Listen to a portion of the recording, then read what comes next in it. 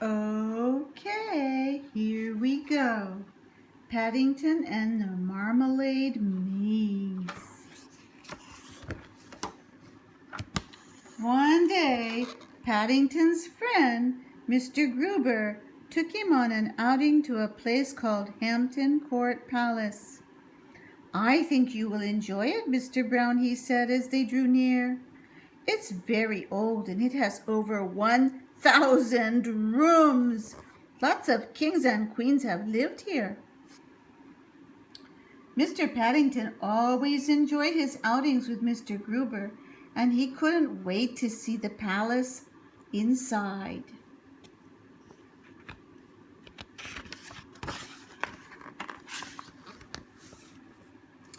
As they made their way through an arch, Mr. Gruber pointed to a large clock. "That's a very special clock," he said. "It not only shows the time, it tells you what month it is." "Perhaps we should hurry," Mr. Gruber said. Paddington anxiously. "It's 1/2 June already." They hadn't been inside the palace very long before they came to a room which had the biggest bed Paddington had ever seen. "Queen Anne used to sleep on it," said Mr. Gruber. "I expect they put the rope round it to stop her falling out when she has visitors," said Paddington, looking at all the people. "This is known as Haunted Gallery," said Mr. Gruber. "They do say that when Catherine Howard's ghost passes by, you can feel a cold draught." Paddington shivered. "I hope she's got a duffel coat like mine," he said.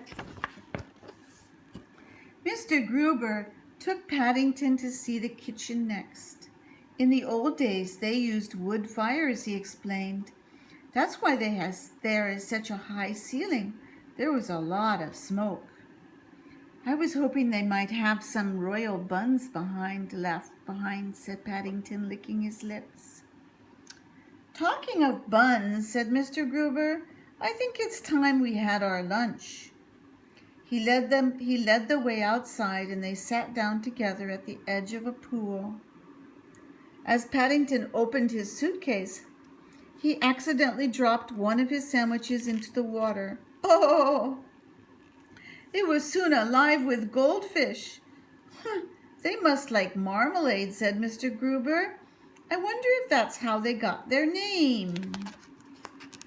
When they had finished their sandwiches, Mr. Gruber took Paddington to see the great vine. "It's very famous," he said. "Every year they pick over 500 bunches of grapes. Imagine that, Mr. Brown." "I'm trying to, Mr. Gruber," said Paddington. "I think I might plant a grape pip when I get back home." Mr. Gruber chuckled. "I'm afraid you'll have a long wait, Mr. Brown," he said. "That vine is over 200 years old." "Now," said Mr. Gruber, "before we leave, we must visit the famous maze. Sometimes it takes people hours to find their way out." "Oh, I hope that doesn't happen to us," said Paddington. "My paws are getting tired." "Perhaps it's time I took you home," said Mr. Gruber. Much to his surprise, the words were no sooner out of his mouth than everyone around them began to talk. "Hey, that sounds like a great idea," said a man in a striped shirt. Please to wait while I buy a new film for my camera," said Japanese lady. "I've never been inside a real English home before," said another lady. "I wonder if they serve tea." "Oh dear," whispered Mr. Gruber. "They must think I'm one of the guides." "Mrs. Bird won't be very pleased if they all follow us home," exclaimed Paddington. "She only has a small teapot." Then he had an idea. "Follow me," he called. "I think perhaps we ought to go in the maze after all." Are you sure we're doing the right thing? Gasped Mr. Gruber as he hurried on behind. Bears are good at mazes, said Paddington. You need to be in darkest Peru. The forests are very thick.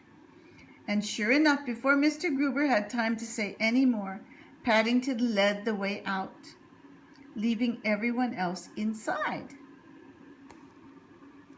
How did you manage to do that, Mr. Brown? Gasped Mr. Gruber. Quickest visit I've ever seen, agreed the man in the ticket office. I used marmalade chunks to show where we had been, said Paddington. It's something my Aunt Lucy taught me before she went into the home for retired bears. But I thought you had eaten all your sandwiches, said Mr. Gruber. I always keep a spare one under my hat in case of emergency, said Paddington. That's something else Aunt Lucy taught me. She'll be very pleased when she hears. And he stopped at a kiosk to buy a picture postcard so that he could write and tell her all about his day out. That night, when he went to bed, as well as the postcard and a pen, Paddington took some rope. It's something Queen Anne used to do, he announced. I've a lot to tell Aunt Lucy, and I don't want to fall out of bed before I finished. And there he is, writing all his letters. Goodbye.